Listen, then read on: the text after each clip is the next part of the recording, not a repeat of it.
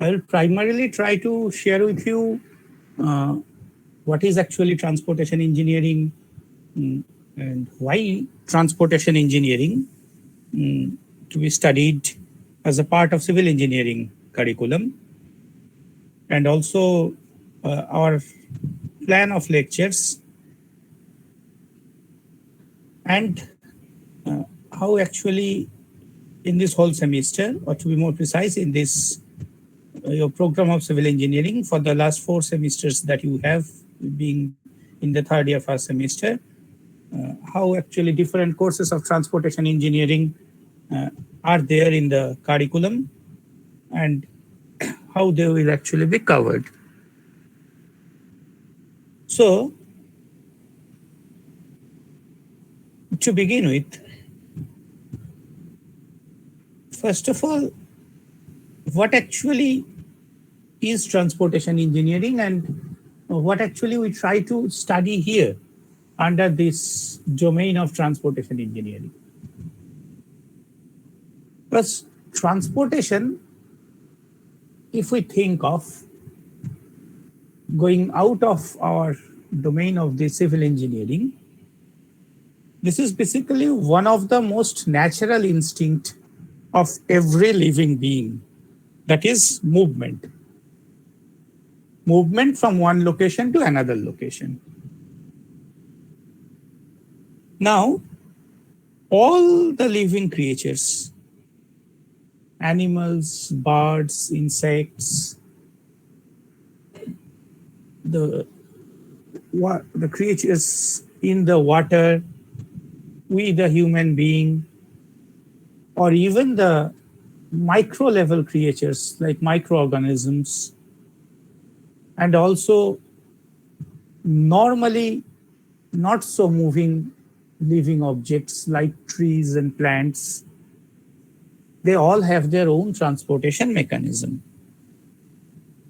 And although we the humans think ourselves as one of the most intelligent creatures of the world, but in reality, most of the other living creatures, for these general fundamental instincts of life, of which movement is one of the prime thing, they have a very well defined and built in mechanism. But we, the human beings, do not have such a very well defined and built in mechanism apart from our basic physiological features like hands, legs, etc.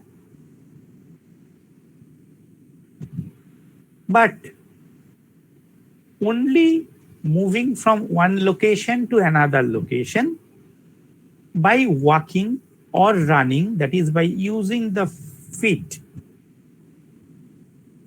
is very difficult with the development of the human civilization.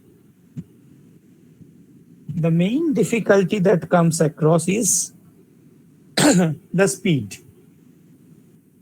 With advent of civilization, we try to complete a task, whatever it may be, as quickly as possible.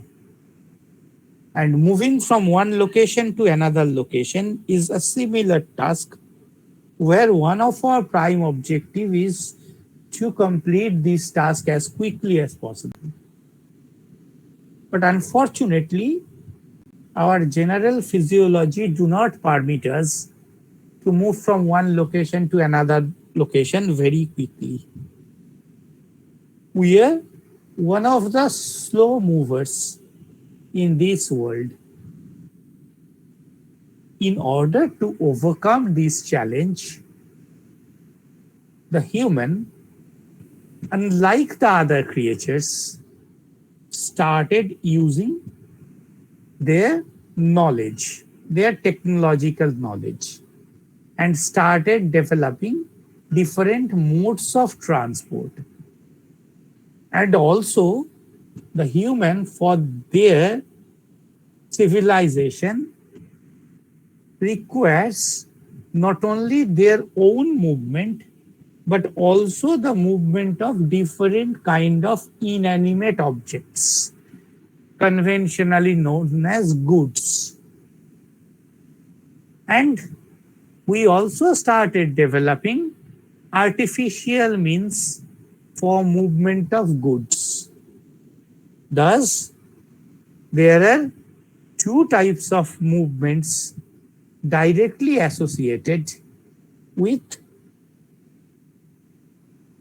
the human civilization.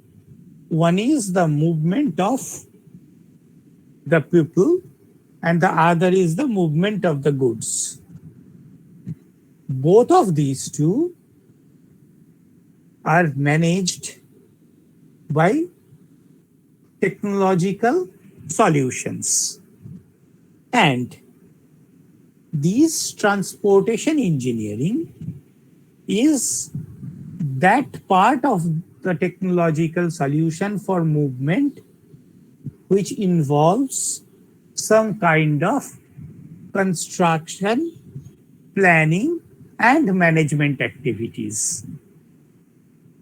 And thus it become a part and parcel of civil engineering academics and civil engineering applications, where these domain of transportation engineering have very much similarity with many other domains of civil engineering, or there are common and overlapping zones, but at certain points they strongly differ from the other and makes it a new, separate, and a challenging domain to learn and work on. And this process of learning and working in transportation comprises of three major elements: the planning, the construction, and the management. All three are very much relevant in transportation engineering as a part of civil engineering. And on a very practical note, regarding our day-to-day academics and all such, why we should study transportation engineering, how much actually it has influence in our learning the particular program and course-wise aspect of the civil engineering program you are working on.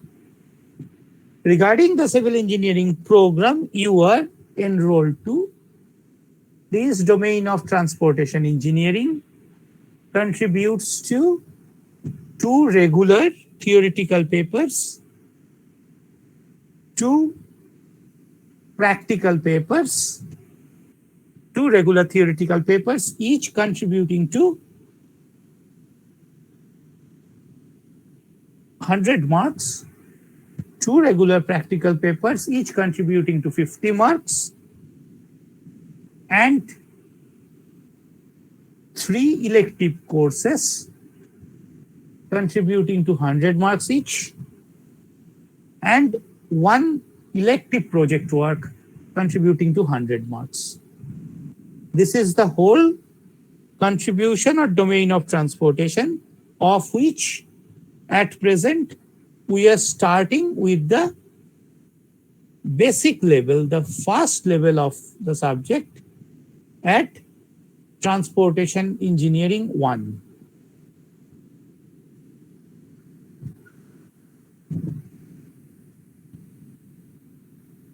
After that, there will be courses on Transportation Engineering 2, the practicals, and all such. Now, this is regarding this our curriculum of civil engineering. Beyond our curriculum, transportation engineering contributes to, on an average, 15 to 20 marks in 100 marks GATE examination. That is, only this domain contributes to about 15 to 20% of the total score of the GATE examination. Transportation engineering being one of the most applied domain and part of the infrastructure field,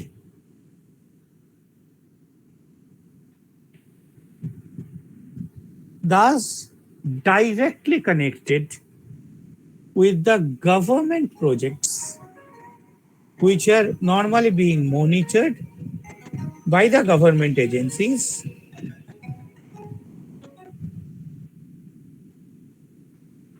and as a result,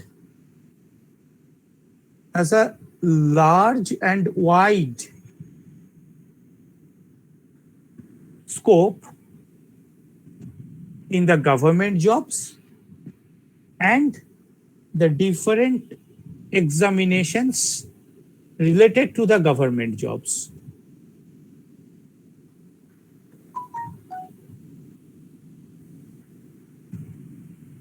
Apart from that, transportation engineering is the largest shareholder in the construction engineering domain or the construction industrial domain in our country. So these are just a few reasons or ideas indicating why we should or why we have considered this transportation engineering as an integral part of a civil engineering program.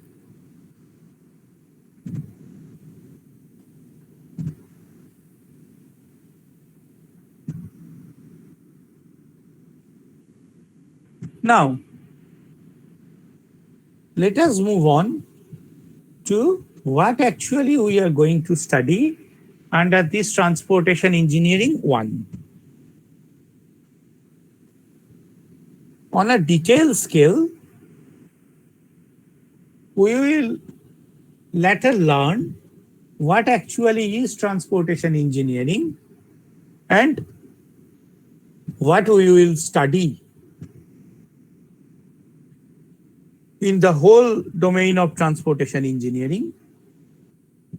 Very briefly,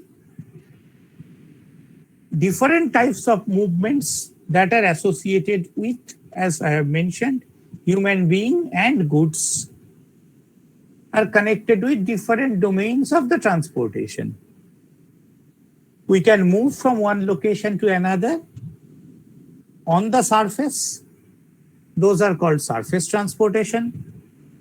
We can move on the water, which is one of the oldest mode of transportation, apart from surface transport, because being a surface living creature, our fundamental or natural movement is on the surface.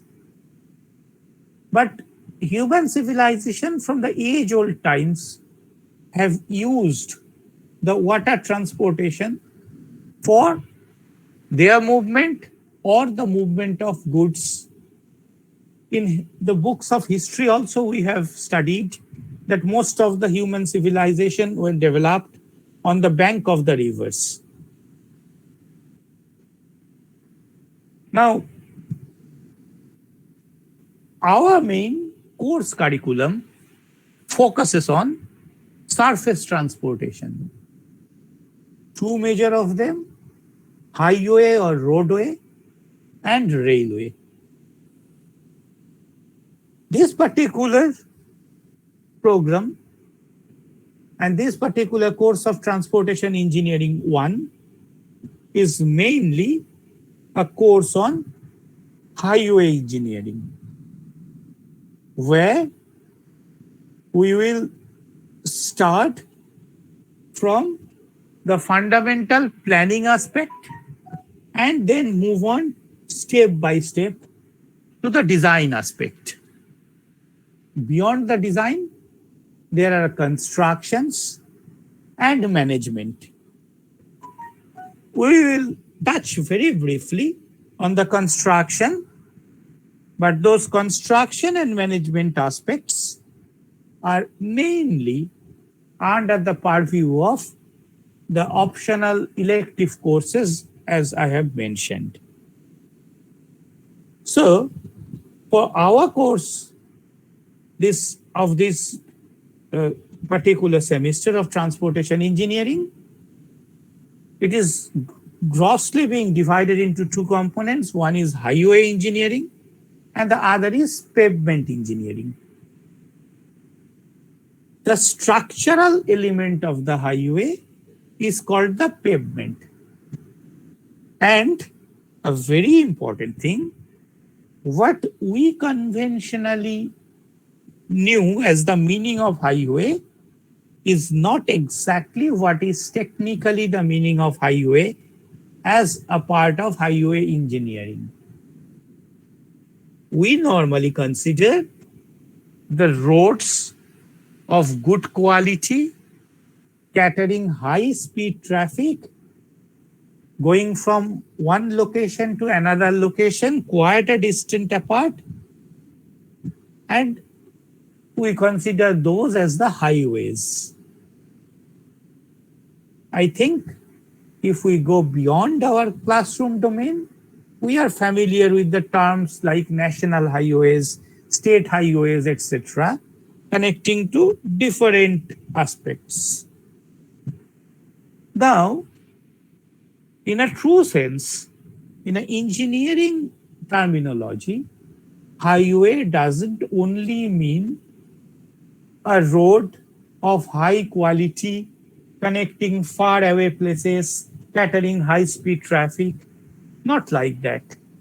Highway, as in highway engineering, means all types of roads or all types of facilities using which human and goods move from one location to another location.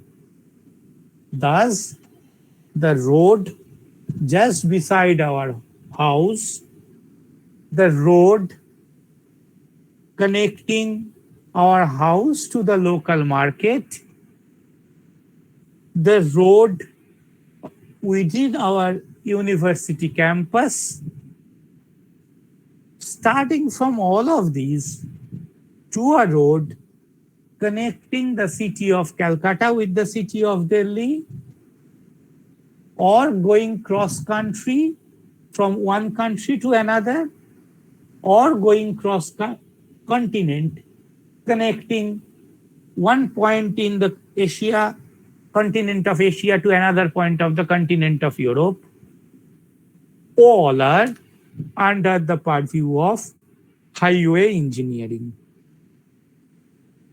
So, when we study highway engineering in general, it is not only the study of those important and high quality roads, but study of all types of roads that are being part of the system.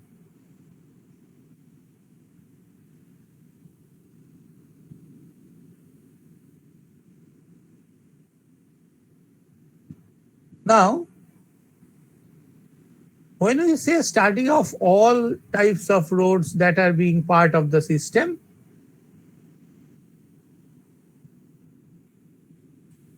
so obviously there are different types of roads, they have their different types of purposes, features and all such. So obviously this study involves variation.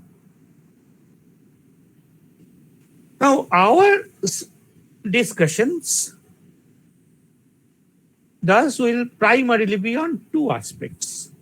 One is highway engineering as a general aspect, and then very focused on the structural part of highway engineering, which is known as the pavement engineering.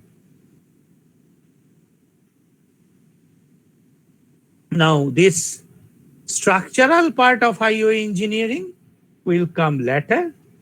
Initially, we will start with the general form of highway engineering, where the discussion will start with the planning stages, as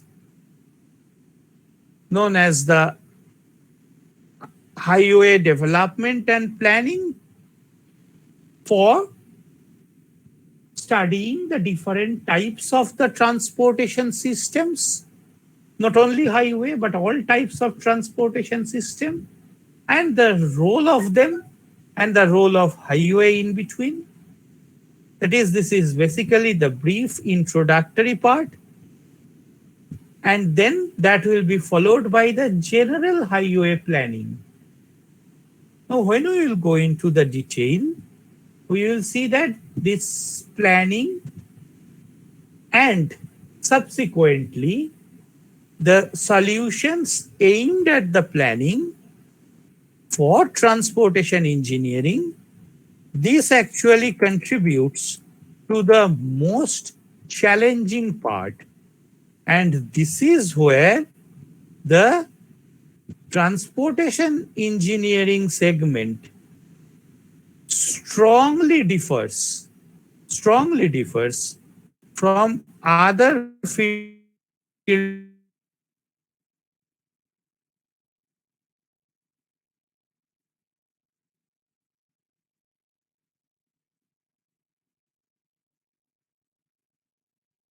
major aspect of this transportation system is its randomness.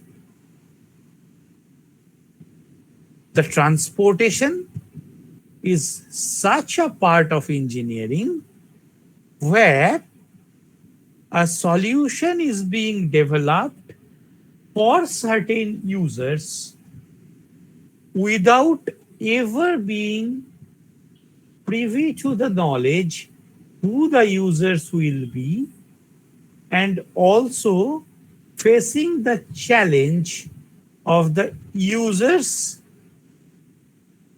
discretion, as well as a continuous dynamic growth of the user count. If we take a small example, I think we might get a better look of this.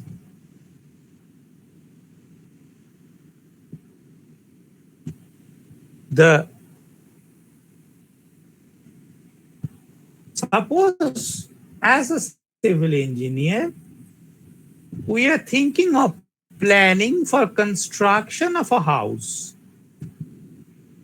The very basic or the starting point of that will be a discussion with the users of the house or a discussion of the planners regarding prospective users of the house with a purpose of why this house is being created or going to be constructed.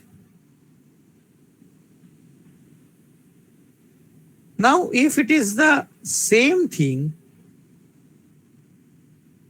for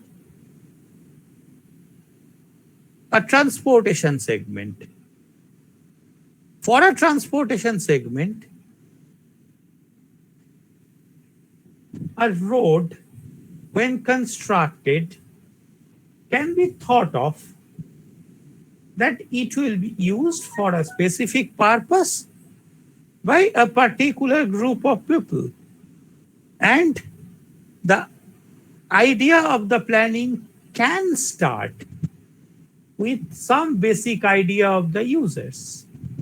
But once a road is constructed, then unless it is a private road, which are the negligible percentage of the total quantum of the roads, then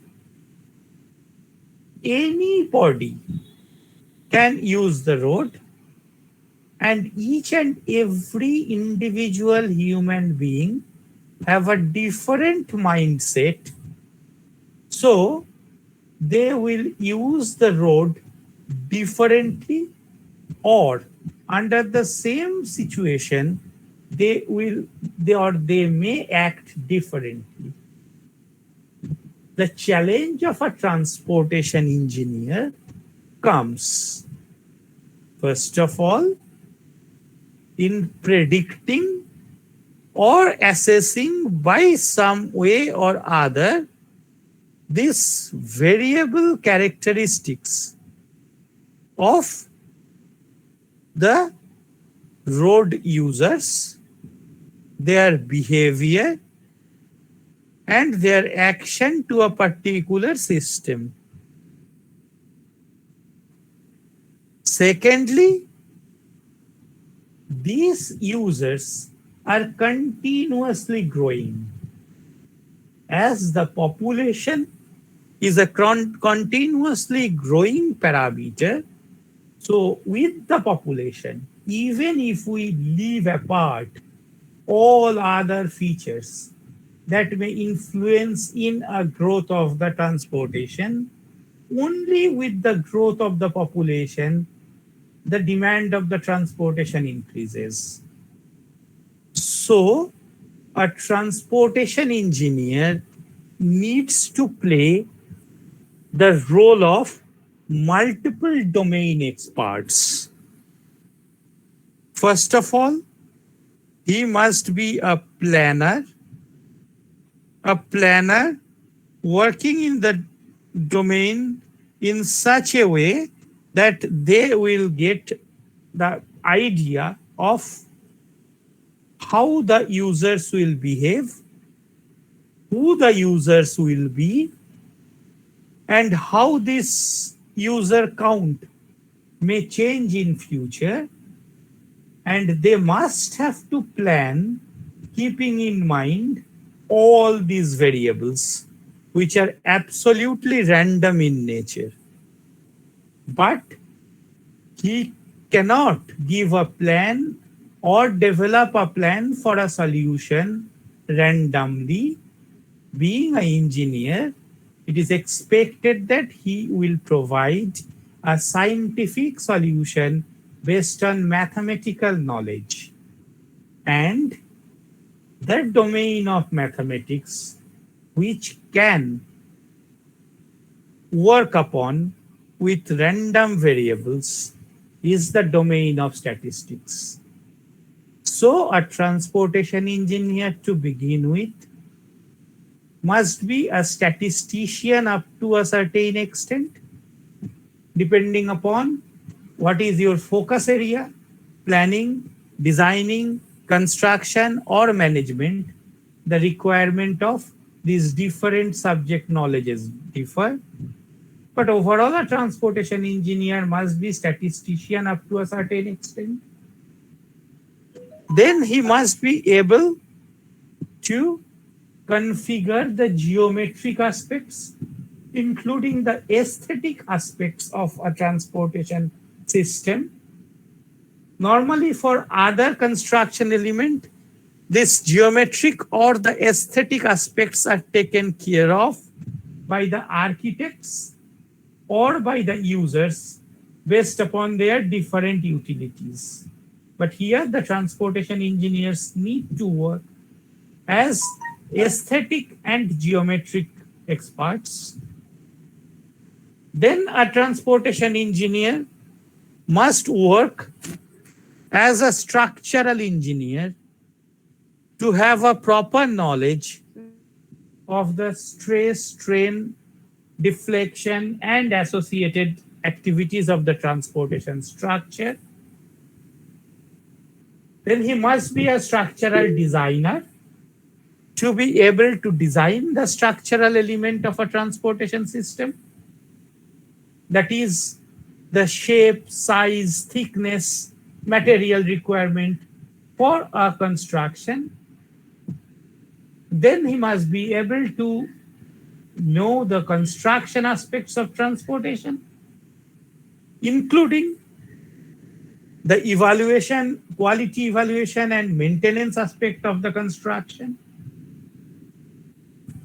Then once all these things are being at place, that is the construction is over, now these need to be handed over or open for the public use.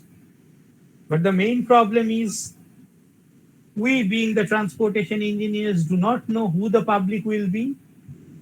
So even after construction, we must work as a manager and develop proper management strategies so that public can be fully aware of what the facility is, how the facility should be used, and what are the do's and don'ts for use of the facility. In a nutshell, we must work as a management professional for the transportation system. So, someone with a knowledge of statistics, geometrics, aesthetics, structural analysis, structural design, material science, construction, and management, all clubbed together in one soul is a transportation engineer. Now, so many aspects in one domain actually doesn't make it so challenging, because nowadays the people becomes more and more specialized. So we have transportation engineers with a basic knowledge, just like the doctors, all of them has a basic knowledge of their MBBS degree. Then they specialize on certain part of our body. Just like that, the transportation engineers, all of them gets a basic idea of all the aspects of transportation. Then some focuses on planning, some focuses on design and construction, some focuses on management. And on the basis of that, they enhance their knowledge and skill. But the major challenge is the uncertainty of the users. And that makes a problem of transportation engineering much more challenging in comparison to the hard problems of science world, which has deterministic solution. So transportation engineering seldom gives deterministic solution. Most of the cases, it is a stochastic or a random solution. Highway engineering is the most random among all, and railway engineering is the least random among all. Because in railway, you know, the vehicles move on the track where the vehicle users have little or almost no decision-making power. In roadway, every user has his or her own decision-making power. That makes it most challenging. Why I am saying all these things today? Because whenever we move on for the theoretical discussions, actually many of the theories are already known to you from your school level days. The only thing is we have never thought of them as part of transportation, or we never have clubbed them together to form one single domain. Our main focus will basically be recapitulation of those knowledges. Most of the knowledges are already there for you, from your absolutely school level geometry to basic physics of motion and to basic material science. But every time when we study any aspect, we will repeat time and again this idea of randomness. That is why I focus so much on this. And with a brief discussion on the highway planning, the history of the Indian roads, the present day roadway scenario of India, we will move on to geometric design of the roadway geometric features, including the objects that move on the roadway, that is traffic, their characteristics, their static characteristics, dynamic characteristics, their behavior, and the basic geometric features of a highway, along with the challenging part of the geometric design, the change in alignment of the design of the curves in the form of horizontal curve and vertical curve.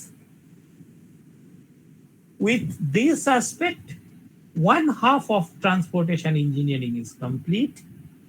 Once a geometric design of a road is being made, then actually the engineering shifts to the next level of structural part, which is the pavement engineering.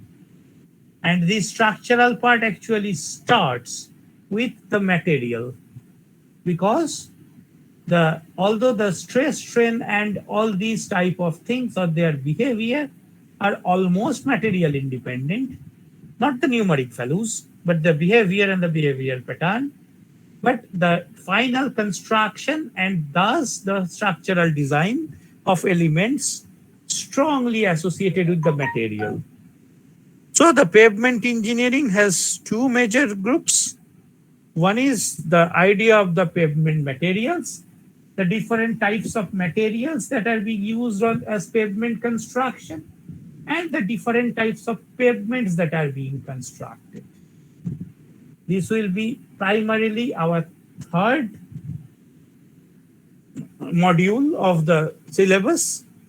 And the last and the final module will be the structural design of the pavements, the stress strain behavior, and the different types of pavements that are associated with this. This is basically the major domains that we will discuss. With the detailed syllabus somehow is shared here. As we progress, we will focus on and work on the detailed syllabus. Just as we have mentioned, starting from highway development and planning, moving to traffic characteristics, the traffic engineering studies, highway cross-sectional elements,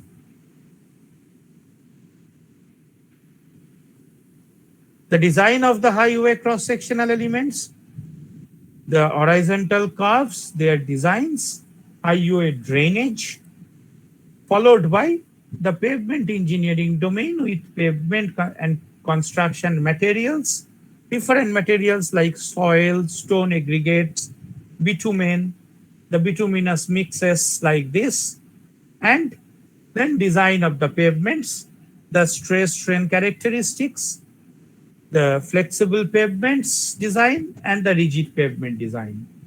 Rigid pavements are those pavements which are made with concrete, or a part of which are made with concrete, and flexible pavements are those pavements which are made with soil, aggregate, stone, bitumen, this kind of flexible materials. One being rigid, the other being flexible. Their basic behavioral pattern against load varies. That's why their design also varies. So this is basically a very fundamental idea of what we're going to study that I try to share with you on the first day, because I think if we have an overall knowledge of what we're going to study, then it might be easier or better for us to focus on our aspects, and at the same time, a very general idea of certain basic knowledge bases that many of you have.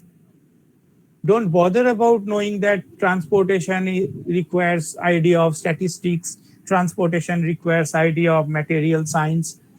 The level of knowledge of statistics, material science, basic mechanics that are required for these fundamental courses of transportation engineering are the very fundamental knowledges we all have acquired, even in our school days, by these terminologies or different terminologies. But the very basic ideas are already acquired. We know what an average means. We know what basically the term probability means. Some of you may be very familiar with the statistical aspects, depending upon the curriculum that you have already gone through. Some of you may not be so much familiar with the statistical aspects, but the fundamental concepts we are familiar with. We know what actually the term probability means. We know what actually, when we say something is reliable, what does a reliability means. These things are more or less familiar to us. So these are basically the aspects we need. Like in our school days, during our study of physics of motion, we knew the idea of the super elevation. We knew the idea of the centrifugal force, the centrifugal pull. We knew when some object moves round a curve, then the object faces a pull from outside, from towards outside of the curve.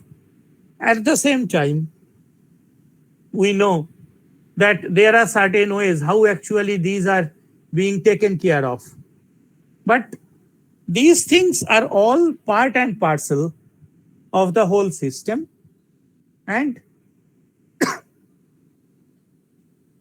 so, but then we may not have actually studied of how actually this idea of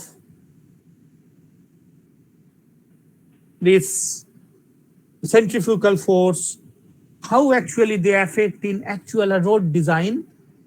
So here we will only learn how actually these things are connected with the road design or a transportation system. Most of the basics are already known to us. We know what is stress, strain, how the internal stresses are developed, and all such things. These are already known to us. So,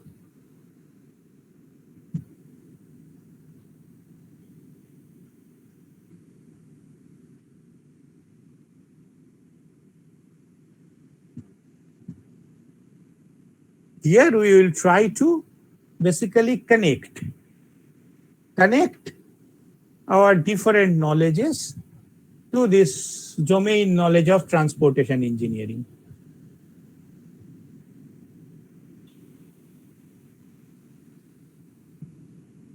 And as I have mentioned, this is just some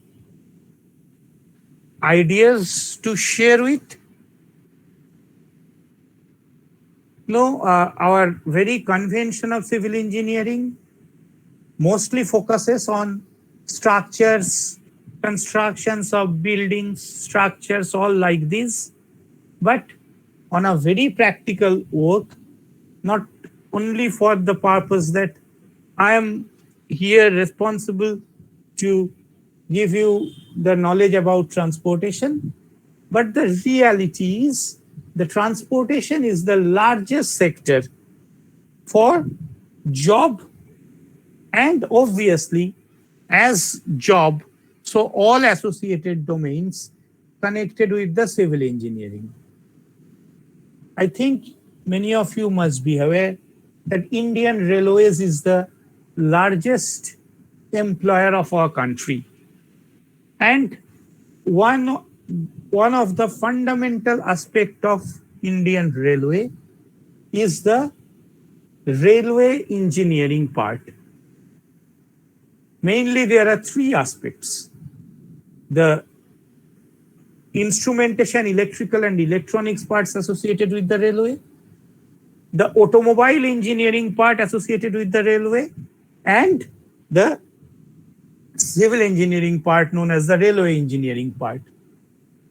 A large domain, and thus with such a huge railway network, so obviously directly or indirectly produces a large chunk of the employment. roadway being the most important connectivity domain. And unfortunately, our country still lacks a lot in the roadway infrastructure. Although this is actually being bad or poor as part of our railway system, as part of our overall development of a country, having a not so good highway infrastructure. But this is basically one of the most lucrative scope thus for the civil engineers to work on. And actually, the largest financial project funded by the state or the nation is a roadway project known as Prime Minister Gram Sadak Yojana or PMGSY. Gives the maximum employment in this Indian scenario.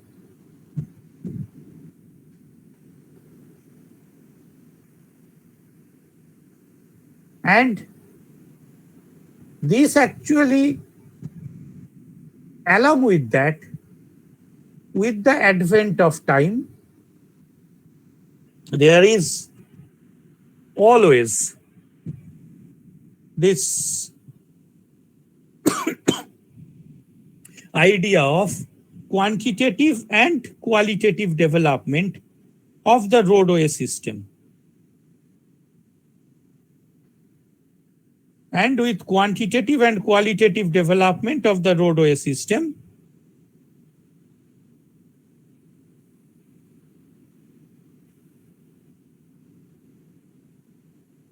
with development of such, the scope of the civil engineers to work on also continuously increases, and this gives a huge domain. And I do not know how much you are aware of the details of the examination of GATE as your future prospect.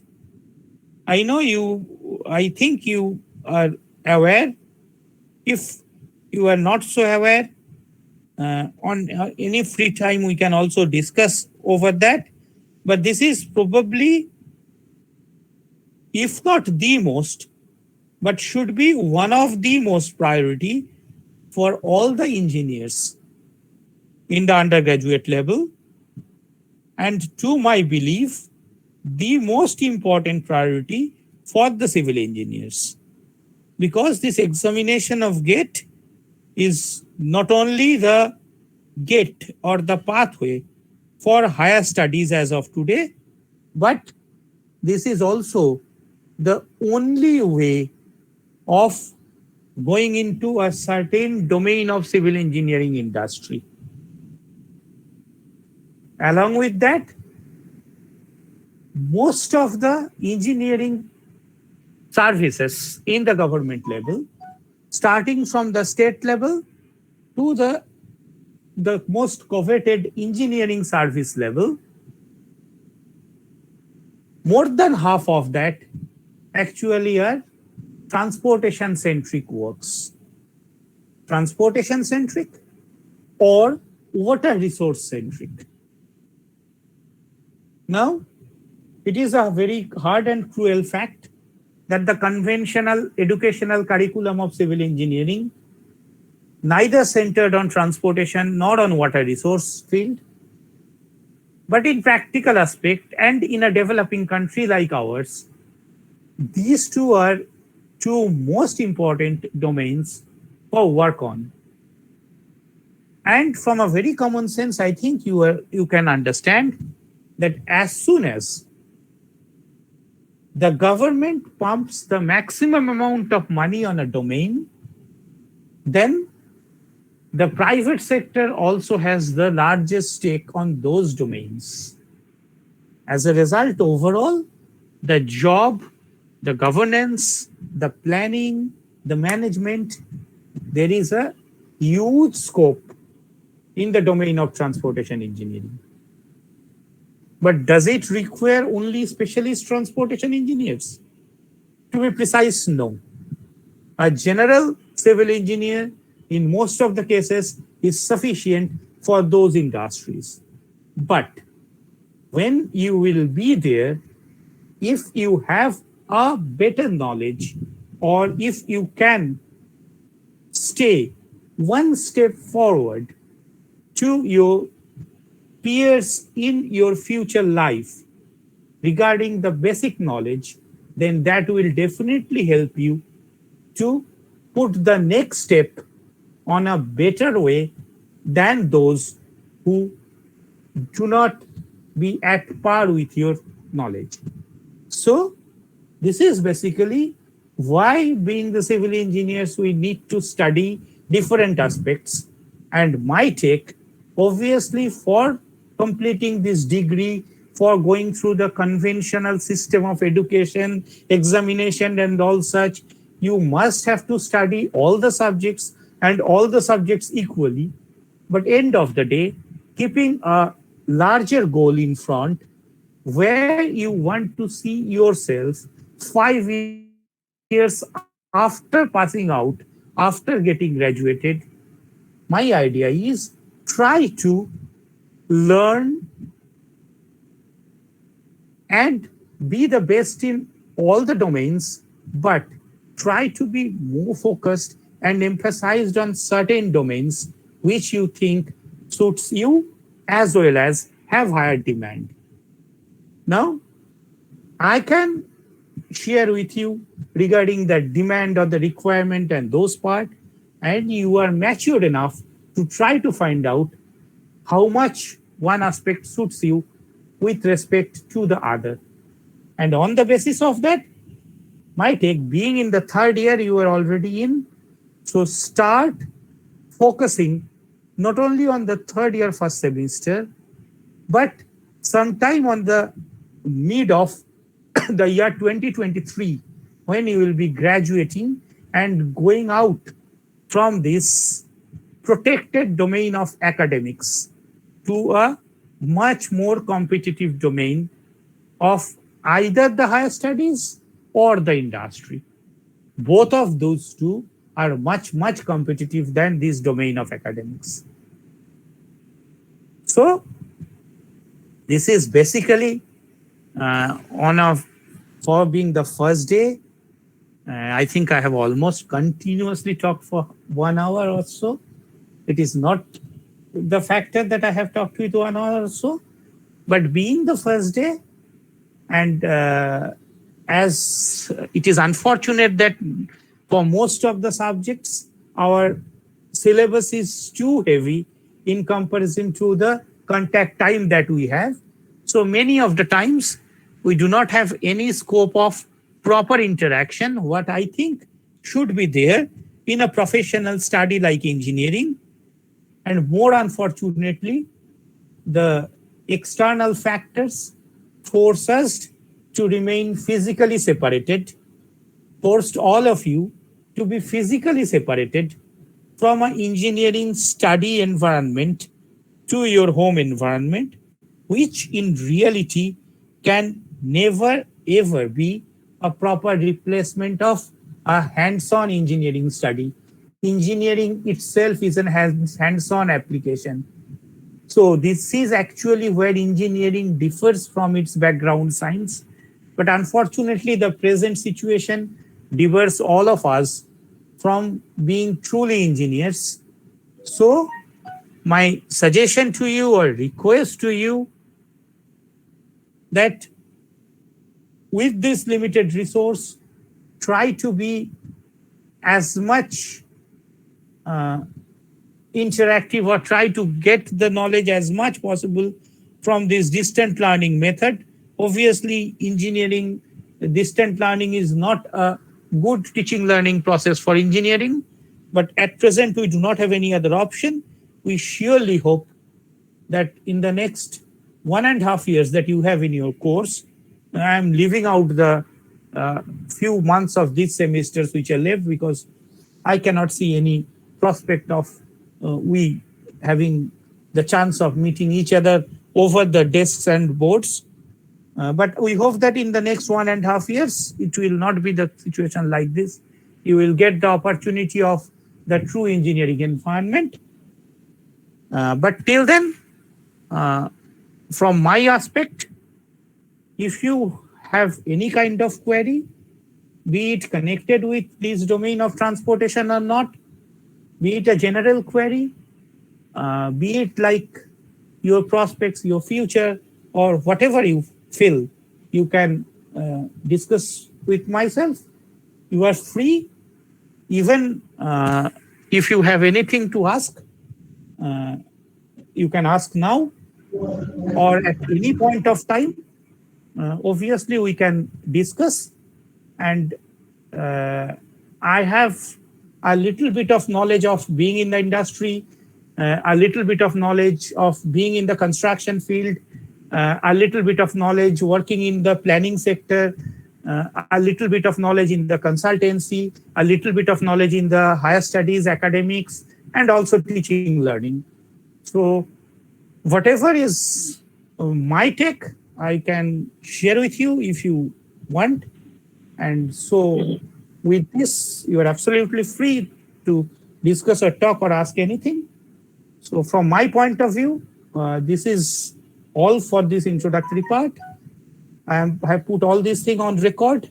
I will also share with you, but not immediately. I will share those records as and when I feel it will help you. But I am putting off the record. And so if you have anything, query, question, it's free. You can ask, or else we can stop the discussion. Thank you. Hello, sir. Sure. Hello, sir. Sir, do you recommend us any book for transportation engineering? Yes. First of all, could you please introduce yourself? Because on this screen, I can't get Yes, everyone. sir. I am Subhash Besra. Subhash Mishra. Thank you, Subhash. Yes. Actually, you see, there are a lot of books on transportation engineering available. Most of the books are copied from one another. Okay. So first of all, if you have any one book, you can go through that. I will not suggest that you dump that book aside and take a new one. In general, my suggestion, there is one book by L.R. Qadi Ali. I am putting it on the chat box here, if it helps you. The name of the writer, L.R. Qadi Ali. There are two books by Qadi Ali. One is on highway engineering, and the other is on traffic planning and management.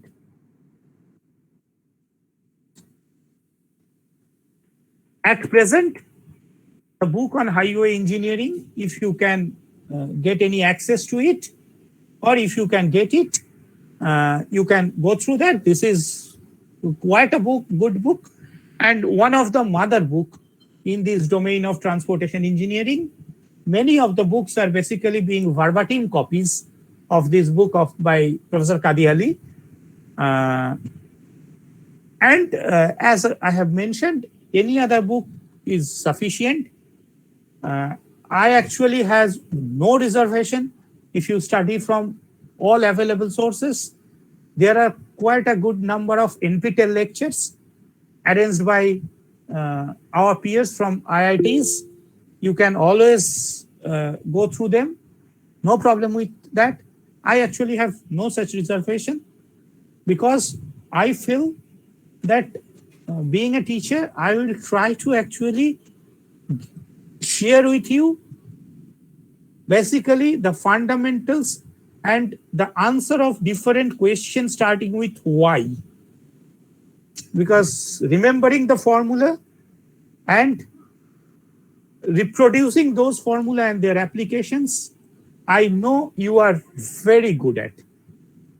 I have strong belief in all the students who study in our university. I have strong belief they are good in basic physics, good in basic mathematics, and only a regular practice can make them excel and brilliant. But being a teacher, I try to share with you my knowledges beyond the books and why different things we do, why the different formulae come, where they can be applied. This is because actually what will happen when you will join in the industry at whatever level it may be. If you join an industry from a general trade, normally you will join at the lowermost rank.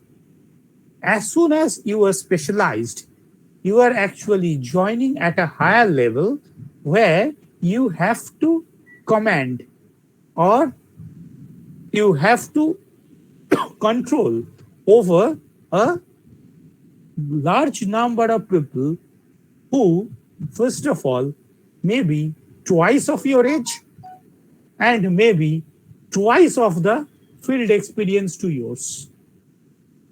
So they actually will not require the day-to-day working knowledge from yours. In most of the cases, you will also not have to do day-to-day working. Most of the mathematical formulations and the solutions we do nowadays, there are software available for them. So engineers actually, in most of the cases, do not require any engineering knowledge for those running of the software. But where actually you should be one step ahead is you should know when and why you are doing something. You should know why you are putting certain parametric values in the software and why not the other values. In the construction aspect, you should know why you are taking this decision and not the other way around. And thus, you should be able to lead in case of challenge. This is where an engineer should differ from the others. And this is, if you can excel in that domain, this is where you will be one step ahead of your peers. So follow the books. This book by Kadiali is my take. If you feel any other book, there are books by Professor I.S. Bindra. There are books by Justo and Khanna. I put them just on the chat box so that you can copy them if you like. And so there are all these different types known books. No issues of that.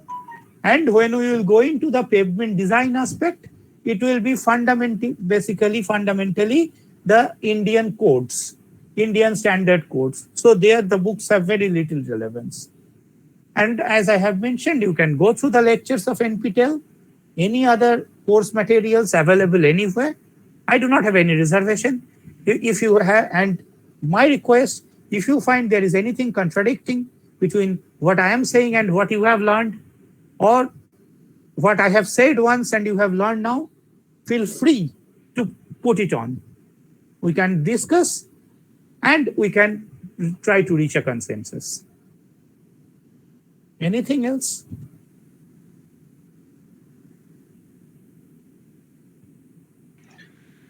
Sir, my name is Shayal Chhatra. Sir, I am asking one question, that is, you have been telling that the roads practically are least probable in terms of constructing, because we cannot say a car of certain weight or certain something is traveling on it. But sir, to some extent, there are roads which are practically designed for the heavy vehicles, and some are for least, but on the lower side. That's why I am saying that. Is it a way? Is that the way to segregate these things to some extent? Okay, Shailu. Yes. Actually, what happens, the aspect you are talking about, that is the vehicle load, the stress that will be developed on the pavements, these are normally being more quantitatively assessed by studying the demands. That is, if we connect a road from a point A to B, why that road will be used, what type of vehicles are going to use that road, what are their weights, as you have mentioned, the vehicular weights, and we try to ascertain a certain frequency or the number of the vehicles. This thing, that is the structural part of a highway, is relatively more deterministic rather than the planning part. Obviously, in structural part, what we need to consider only is the growth. That is, this is where actually something like probability comes, how much the traffic will grow. One thing, may I know from where you are? It's your native place? Sir, I am from Chandanagar. From Chandanagar. Okay, nice. Yes. Chandanagar town? Yes, sir. Okay, Chandanagar town. Okay. So you must have the GT road passing through your town. Yes, sir. And also there are a few bypass roads like what we commonly call as Delhi Road, Durgapur Expressway, like this. Yes, sir. Yes, sir. Few kilometers out of your town. Yes, sir. I Now the frequently thing is- use that for Kolkata Okay, transport. sure. Okay. Regarding Chandanagar, actually, I have a lot of connection. So when we will get the chance to be face to face, we can have a lot of Golpo and Adda of Chandanagar. Of course, sir. Okay, that's a separate story. But actually, what happens? Suppose when a road is being made, suppose when this Durgapur Expressway is being made. So first of all, we need to have a projection. How many vehicles will use that road? How we can do it? We need to find out from which locations vehicle will come, where the vehicles will go. From there, we need this projection. Okay. And these things are being done by different kind of surveys. On our next course of transportation engineering 2, we will focus primarily on that domain, which is called traffic engineering. That is how to assess the traffic for which the road will be made. Okay. And from there, actually, this idea of how the vehicles, their load, their behavior, these things are being judged. But the most challenging part is the behavior. Because do you cycle? Yes, sir. Okay. So have anyone ever asked you how you cycle, or what are your mindset when you cycle? Have anyone who have constructed a road ever asked you? I think never asked you. Never, sir. Never That asked you. was not. But the road and the facility, you can use that safely. So whoever is designing, by some way or other, they must have to keep these aspects of the mental and the psychological behavior aspect of those who will use that. This is where transportation engineering is challenging. The planner seldom meets the user. And that's why the other domains of science like psychology, statistics, behavioral science, human physiology, transportation engineers takes input from all of these domains to form their rules and regulations. Okay. Anything else? Yes.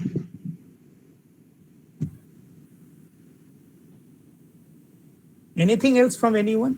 Sir বলছি কাদি আলীর যে দুটো বই লিখেছেন এখন এই semi কি দুটোই লাগবে তো না হাইওয়ে না, প্রথমটা শুধু হাইওয়ে ইঞ্জিনিয়ারিং এর বইটা। Okay sir, thank you sir. পরের সেমিস্টারে আবার পরের বইটা কিছুটা লাগবে, কোনো বই কিন্তু পুরোটা লাগবে না, এই বইগুলো কিন্তু অনেকটা বড় বই। হ্যাঁ, সব বইগুলোরই কিছুটা করে লাগবে। আমি যখন শুরু করব আমি তখন ওইভাবে রেফার করে দেবো, চ্যাপ্টার গুলো কমন, কাজেই কোনো অসুবিধা হবে না। Okay sir. আর কিছু কারোর প্রশ্ন?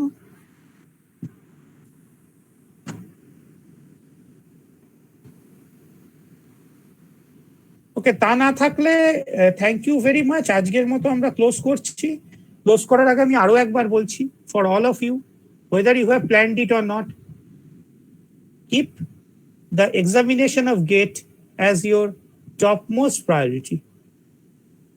even if you have very specific determined decision of not to go for higher study, then also keep it as the topmost priority. And I can assure you one thing, if you look back a little bit, leaving apart last couple of years, the performance of the students of our department in the GATE exam is one of the best across the country. We may not be very hardcore professional. We may have different weaknesses, but regarding the academics, regarding the examinations like GATE, Civil Engineering Department of Jadavpur University have wonderful track record. And I again repeat, give it your topmost priority. This is basically the gateway of most of the public sector undertakings of our country.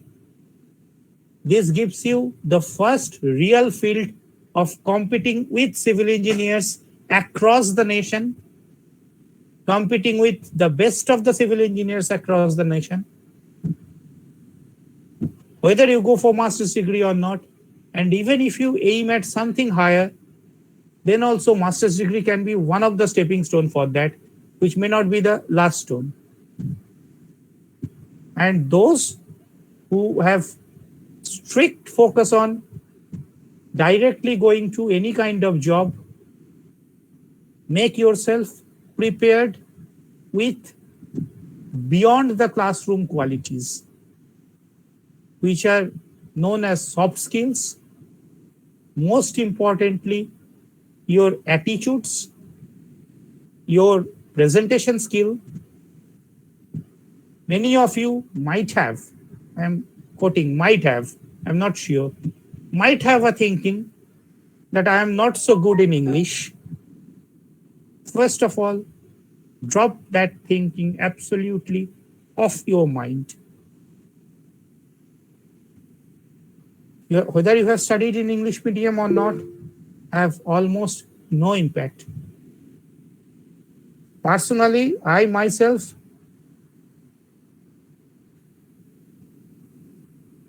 okay, Arindam, just coming to a very good question.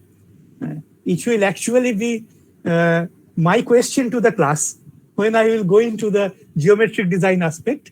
But you have put that question on the very first day. So you have actually taken one of my question away from me, but nice one. Okay, and so just leave that out. Personally, I am a student from a Bengali medium government school, and I think I can perform my duty with a certain level of perfection. And this is where actually it matters. So my take is, you have 2 years, just 2 years, to be a perfect engineer and a perfect employable engineer.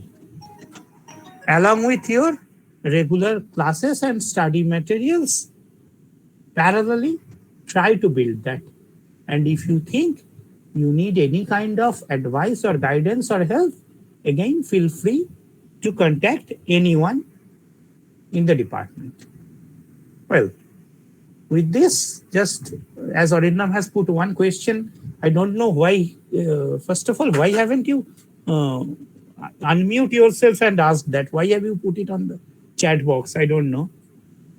It would have been nicer if you have said it, because this is the only way we actually can interact in this pandemic situation. Okay, Arindam's mic is not working. So his question is, why the roads are not straight and why most of the roads are constructed in curvilinear and straight manner, and government has ultimate power. Well, there are a lot of issues. I'm not going into your last sentence, the government has ultimate power, because one of the major issue is obviously the land. But this is not a technical issue. This is more a legal issue. And also, if the roads were straight, then we would have at least one chapter from our study, that is design of curves. But there is a technical aspect. Although it seems funny, but it's a very important technical aspect. Actually, intentionally curves are introduced in the roads, even if we can have straight ones, just to break the monotonicity of driving. If the drivers are given a straight, monotonous pathway, then there is a possibility of them feeling dizzy or sleepy.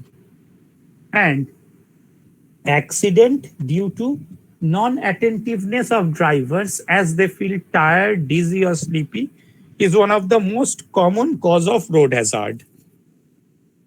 Technically, this is one of the reasons, but the most important reason is whenever a road is being planned, it is planned in such a way that it can connect maximum human settlement in its route.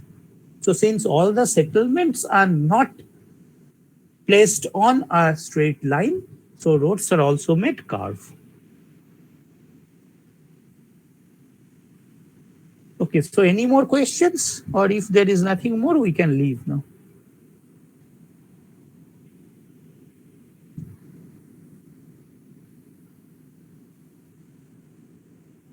Sartaj, you also could have asked it, or your mic is also not working.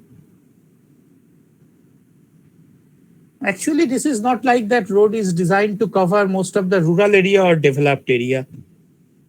For every country, there should be a road network. We will study that in our next class a little bit, what a road network is and all such. A road network in such a way that all the areas of human settlement are connected easily to the areas which are most relevant for the daily livelihood of those people. That is, if this is an agricultural dominated area, then that area should have a proper connectivity to the agriculture market. For an industrial area, the area should be properly connected to those residential area from where people will join the industry. So a road network is basically the backbone of economic activity. And thus, the road should be designed so as to ease the economic activities at its best.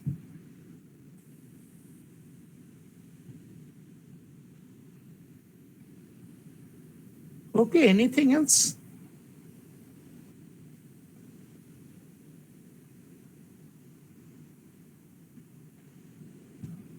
Okay, so thank you all very much. So this is for today. So we are having classes at 10 on Tuesday.